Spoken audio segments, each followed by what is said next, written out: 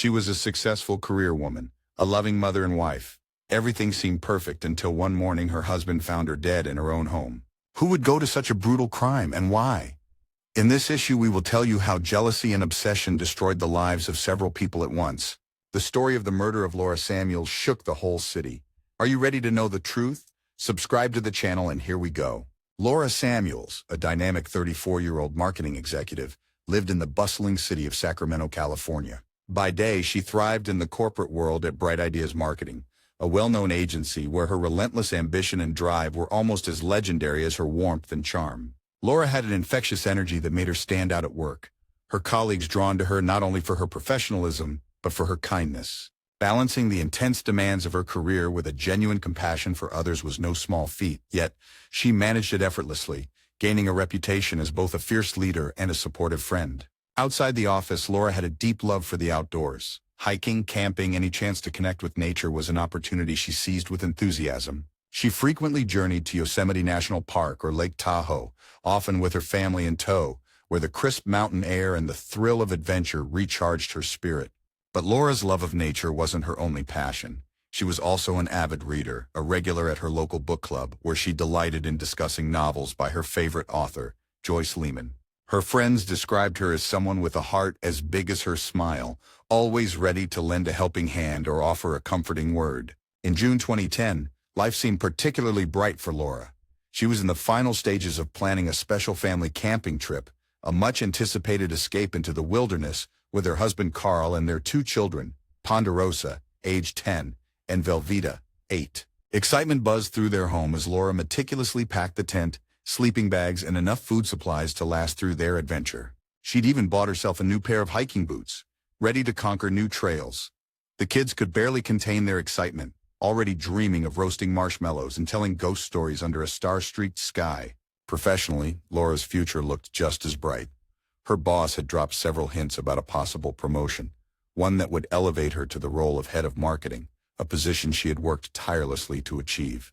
The idea of new challenges and opportunities thrilled her, but more than anything, she looked forward to the chance to lead her team with the same vision and empathy that had brought her this far. Even with all the success, Laura remained grounded, prioritizing her family above all else.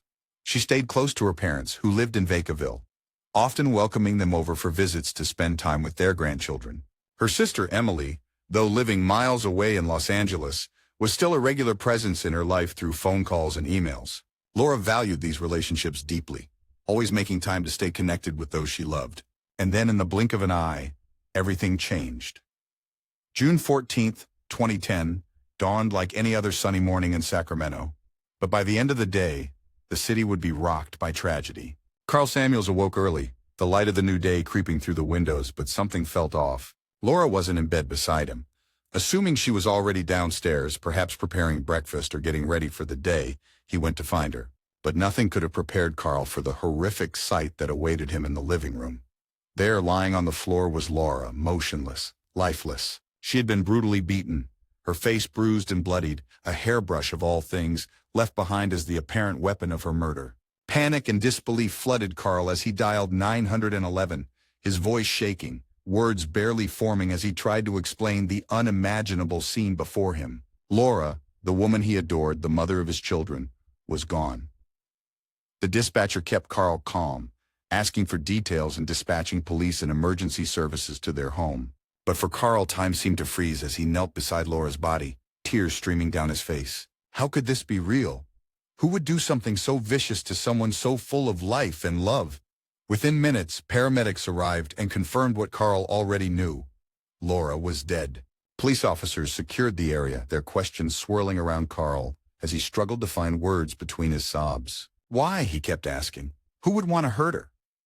The detectives, though empathetic to his grief, knew all too well that in cases like this, the spouse is often the first suspect. But there were no immediate answers. Only the grim reality of the violent death of a beloved wife and mother. As the police worked the crime scene, neighbors began to gather outside, whispers of disbelief spreading through the tight-knit community.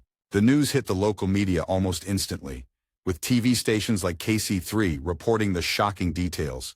Laura Samuels, a prominent member of the community, had been brutally murdered in her own home. Friends and colleagues were devastated, messages of sorrow pouring in as people tried to come to terms with the sudden, tragic loss of someone so dear. Detectives Patricia Johnson and Mark Hernandez led the investigation, each known for their sharp instincts and relentless pursuit of justice. The crime scene was meticulously combed for evidence. Every fingerprint, every speck of dust was collected and analyzed. The hairbrush, the murder weapon, was carefully bagged and sent for forensic testing. Still, as the hours dragged on, there were more questions than answers. Who would commit such a brutal act? And why? The community was left reeling, a dark cloud hanging over what should have been a season of joy and adventure for Laura and her family. Now all that remained was grief, confusion, and the aching hole left behind by the loss of a bright, loving soul, whose smile once lit up every room she entered. Blood spattered across the carpet, stark and shocking against the fabric, while the furniture lay in disarray, a testament to the violent struggle that had taken place. The scene, though chaotic in parts, was unnervingly clean in others. It was as though the attacker, after delivering the fatal blows, had taken a moment to collect themselves, perhaps even attempted to erase their presence. But this wouldn't deter detectives Patricia Johnson and Mark Hernandez, seasoned investigators who knew the signs of a meticulously planned crime. Securing the area, they ensured no one could disturb the evidence, the remnants of the horror still fresh and untouched. Every detail mattered now. The forensic team arrived swiftly, combing through the scene with precision. They dusted the hairbrush for fingerprints, examined the knocked-over furniture, and swabbed door handles in hopes of lifting a stray fingerprint or collecting viable DNA.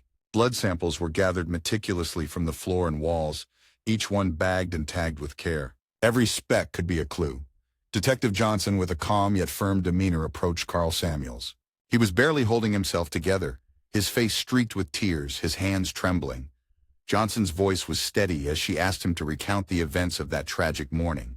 Carl, fighting through the shock, explained how he had woken up early thinking it was just another workday. But the image of Laura, lifeless, beaten, shattered any sense of normalcy he'd ever known.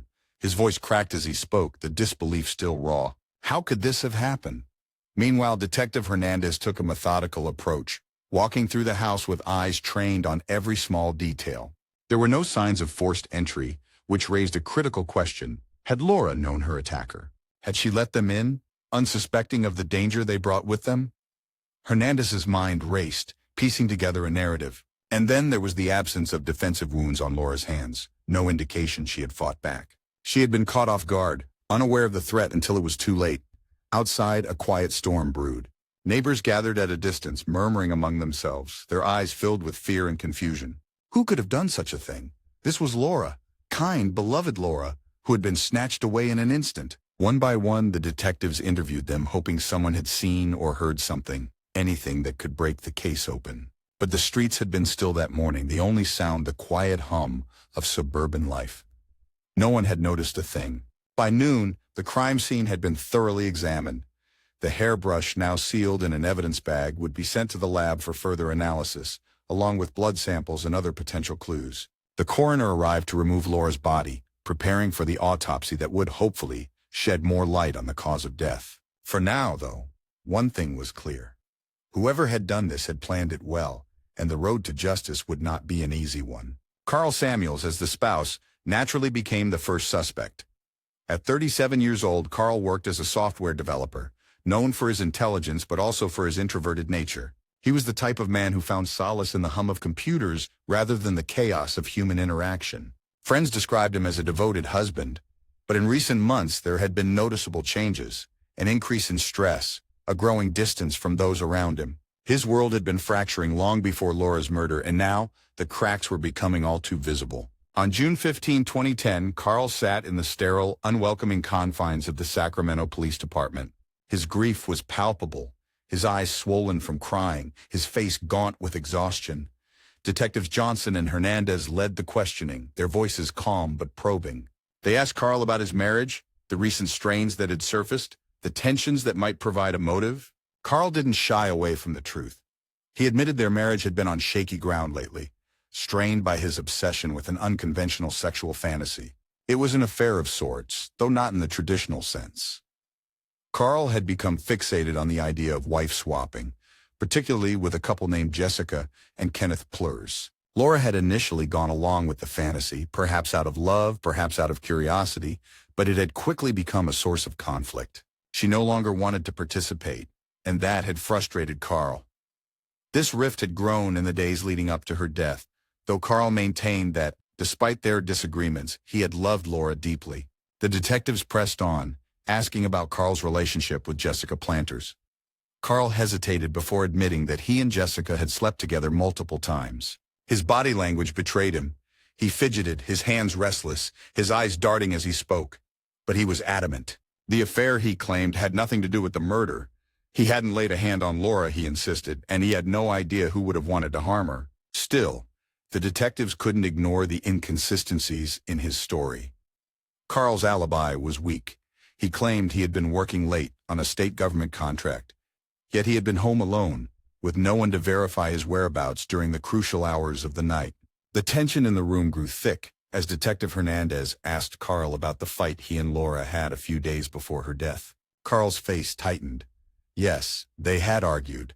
Laura had refused to continue with the wife swapping, and it had frustrated him, but he swore it was nothing that would drive him to murder. Despite Carl's emotional state, he cooperated fully.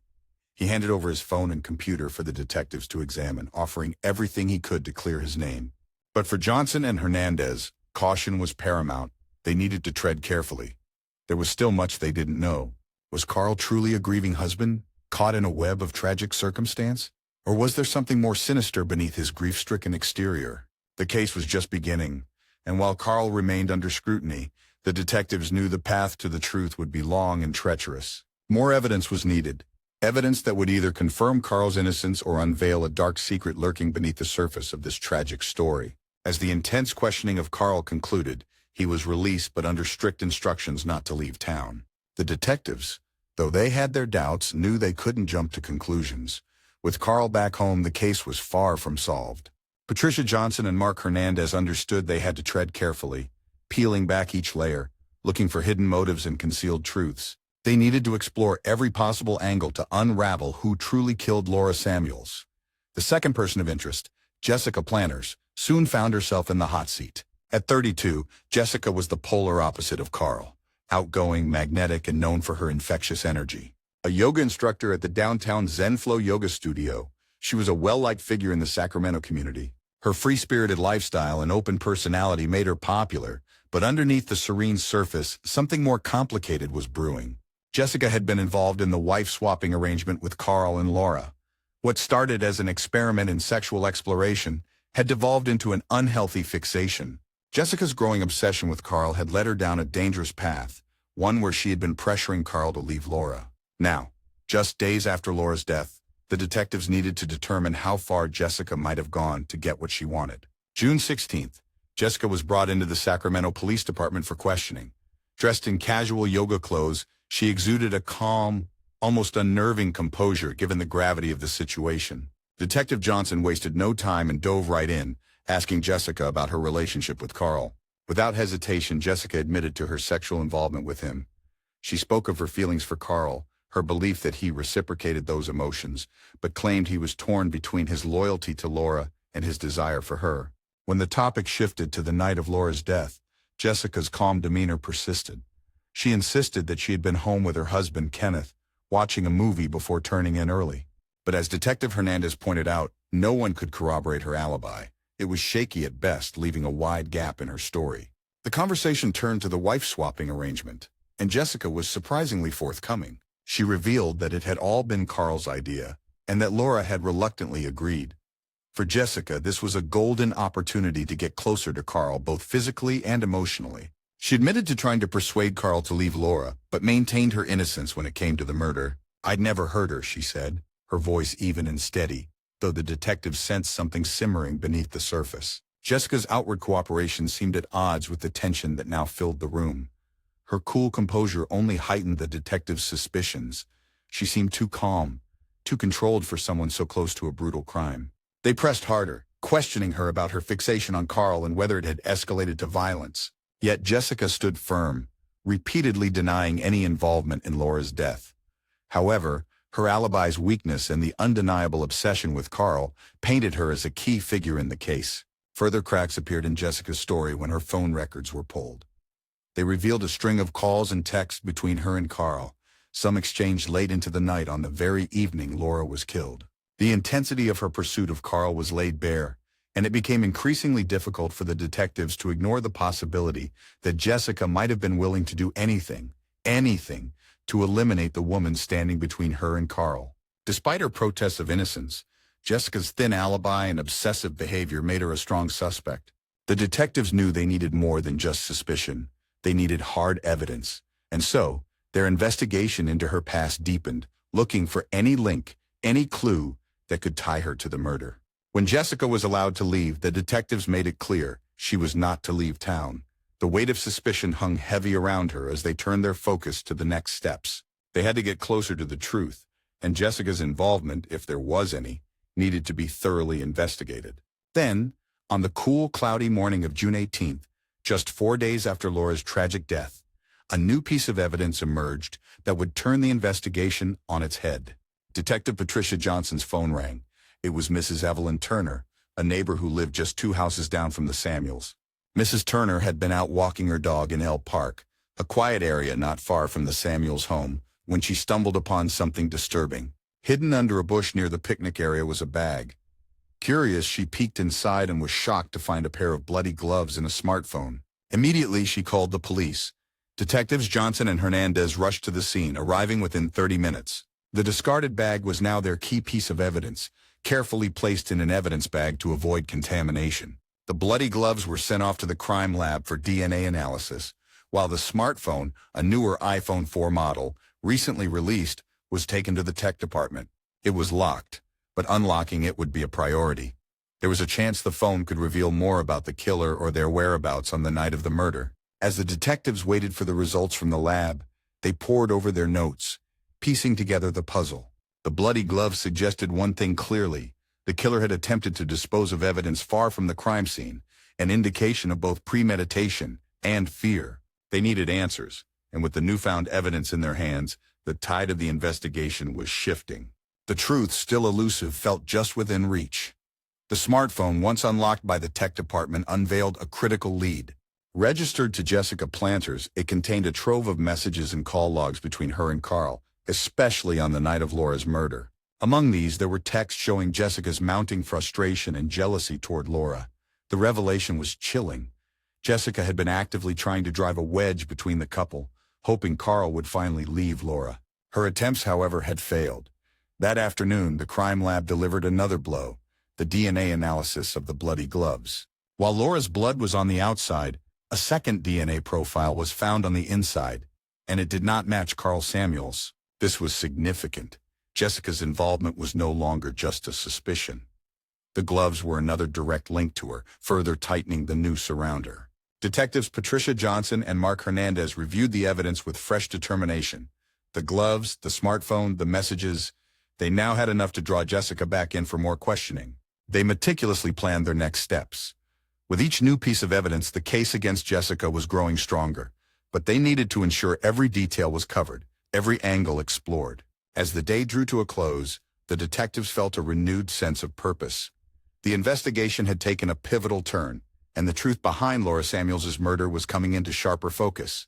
There was still work to be done, and every step brought them closer to revealing the full tragic story. Meanwhile, the investigation also turned its focus to another suspect, Kenneth Planters.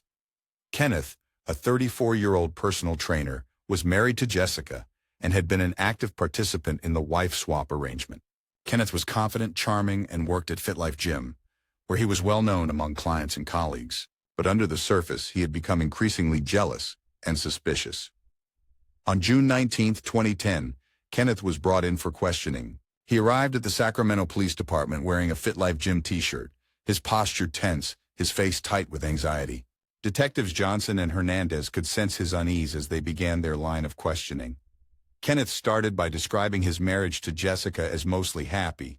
He admitted that the wife swap arrangement had caused tension, particularly as he felt himself developing feelings for Carl, an unexpected twist in the complex web of relationships. This revelation left both detectives intrigued.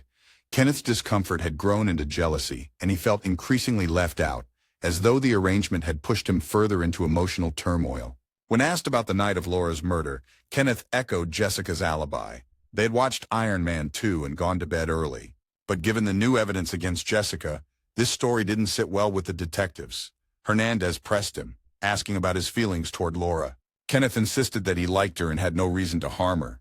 He appeared saddened by her death, claiming he had nothing to hide. Then the detectives dropped the bombshell: the bloody gloves and smartphone found at El Park. Kenneth's eyes widened in shock. He denied any knowledge of the items, maintaining his innocence, but his nervousness was palpable. Though Kenneth cooperated, his shaky alibi, jealousy, and emotional struggles put him firmly in the detectives' sights. As the questioning ended, Kenneth was released but instructed not to leave town. Johnson and Hernandez suspected that Kenneth might know more than he was letting on. While Jessica remained the prime suspect, Kenneth's connection to the case needed further scrutiny. The detectives planned to keep a close watch on him as the investigation continued. 2 days later, on June 20, 2010, the Sacramento police made a significant breakthrough. After carefully reviewing all the evidence, they were able to connect the final pieces of the puzzle. Jessica Planters had indeed crossed the line from obsession to murder. Jessica, who had nurtured a dangerous fixation on Carl Samuels, saw Laura as the obstacle standing in her way. Her manipulation and desperation had spiraled out of control, leading her to believe that removing Laura would finally free Carl to be with her. But her plan had unraveled. The bloody gloves, the smartphone messages filled with frustration and jealousy, and the mounting evidence all pointed to Jessica as the perpetrator of the brutal crime. On that fateful night, Jessica had slipped into the Samuels home, armed with her obsessive determination and the hairbrush that would become the murder weapon. In the early hours of June 14, 2010, she had brutally attacked Laura, catching her off guard and leaving her lifeless on the living room floor. Jessica had tried to clean up to hide the evidence, but in the end, she couldn't cover her tracks. With Jessica now identified as the murderer, the case was nearing its conclusion. For Carl, the truth was devastating. A woman who had intruded into his life with dangerous desires had taken away the person he loved most. For Laura's friends and family, there was no consolation, only the cold comfort of justice served. The detectives, having pieced together the tragic story, felt the weight of the case lift slightly from their shoulders.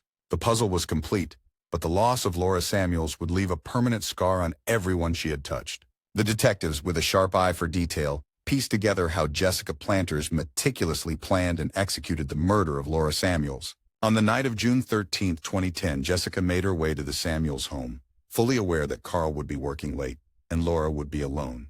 It was the perfect opportunity in her twisted mind to rid herself of her romantic rival once and for all. She entered the home, knowing that her presence wouldn't immediately raise suspicion.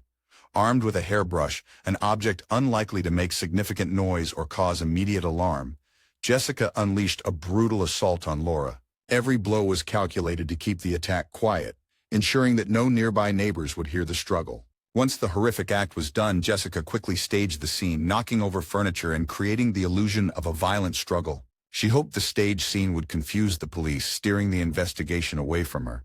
Jessica's obsession with Carl had reached its peak. She believed that by eliminating Laura, Carl would finally choose her, and they could live the life she had fantasized about.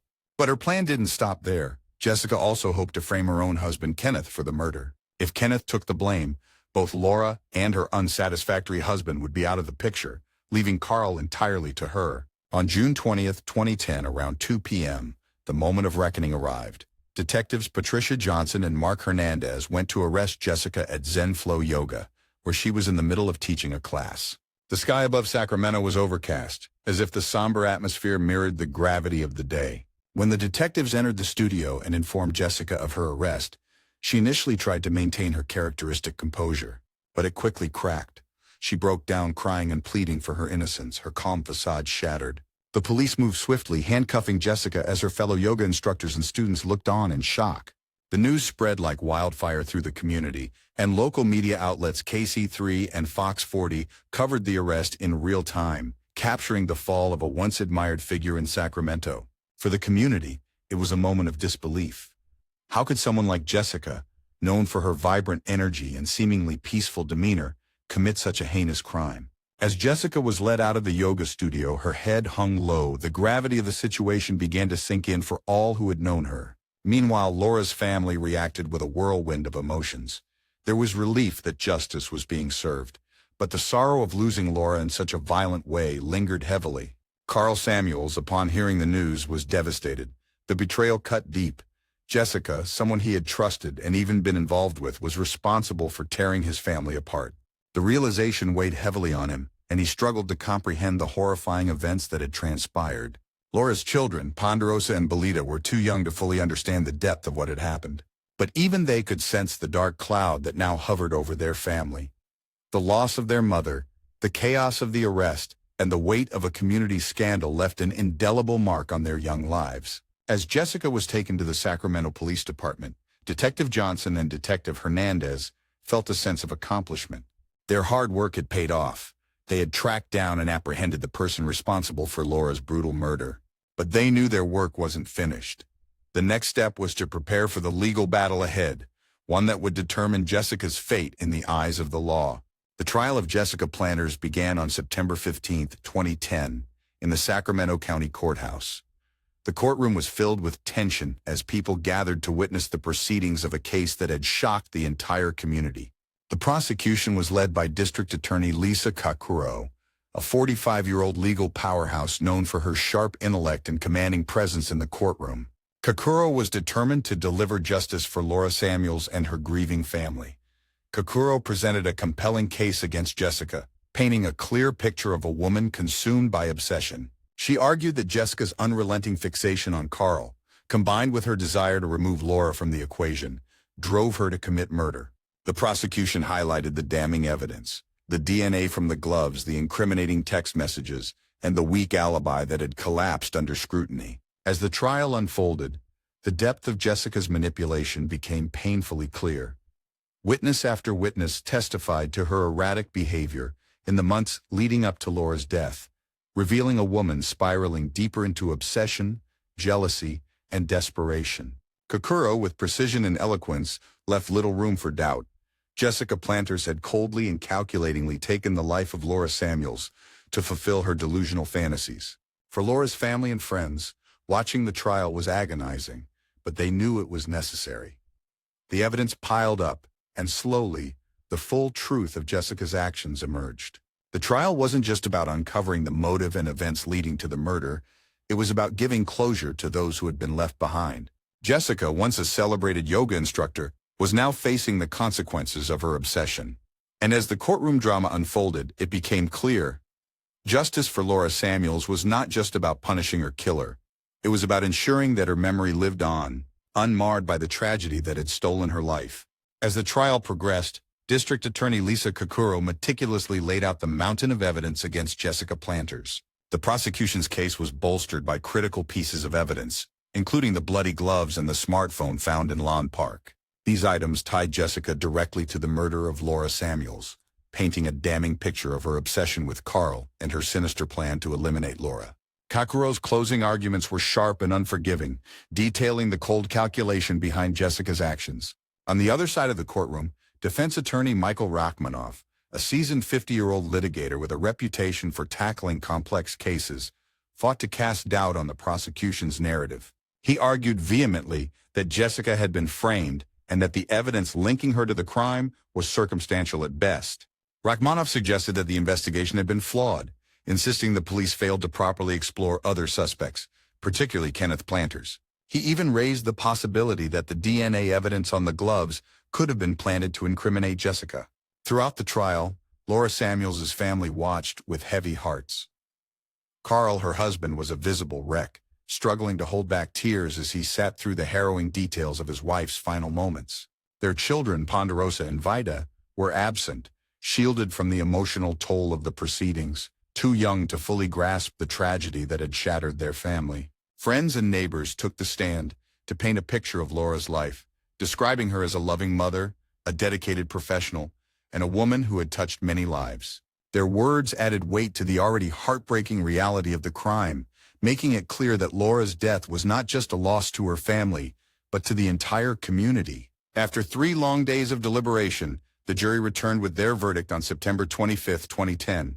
In a courtroom thick with tension, they declared Jessica Planters guilty of first-degree murder. The air was filled with a mixture of relief and sorrow as the verdict was read. Jessica, ever the picture of stoic resolve, barely flinched. Her plan to rid herself of Laura and frame her own husband had failed spectacularly, and now she would face the consequences. During the sentencing phase, Laura's family took the opportunity to express the depths of their grief. Carl spoke through tears, describing the immense loss he felt and the devastating impact on their children, who were struggling to understand why their mother was no longer with them. His words painted a haunting picture of a family left shattered.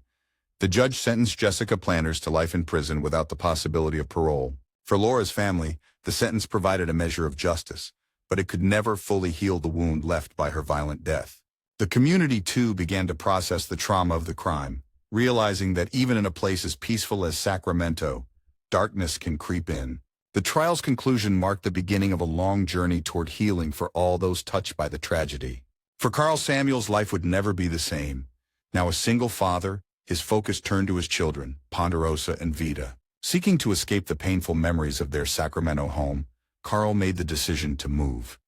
They relocated to a smaller town nearby, where he hoped they could rebuild their lives away from the constant reminders of Laura's absence. Carl took a leave of absence from his job at Touchwave, choosing instead to focus on his family.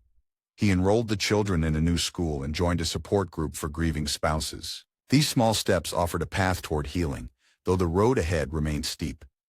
He sought therapy for himself and his children, hoping to provide them with the tools to cope with their trauma and navigate a world forever changed by loss. Meanwhile, Jessica Planters began serving her life sentence at the Central California Women's Facility in Chowchilla. Isolated and largely forgotten, her life behind bars bore little resemblance to the free-spirited yoga instructor she had once been. Her obsession with Carl and her desperate actions had led her to this dark end, cut off from the world and the life she had once known. With few visitors and little contact from the outside, Jessica faded into obscurity, a stark reminder of the consequences of unchecked obsession. Kenneth Planters, reeling from the betrayal and the fallout of the case, sought his own form of escape.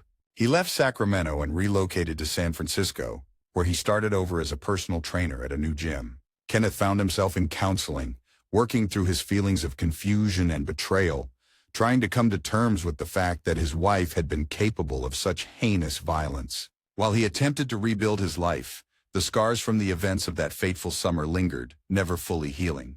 As the years passed, those who had been touched by Laura's life and death worked to find peace. The pain of her loss would never fully fade, but in time, they learned to carry it with them. Laura's memory became a beacon, guiding her loved ones to live with the warmth, kindness, and determination she had embodied in life. For Carl, Ponderosa, and Vida, each day brought small steps toward healing.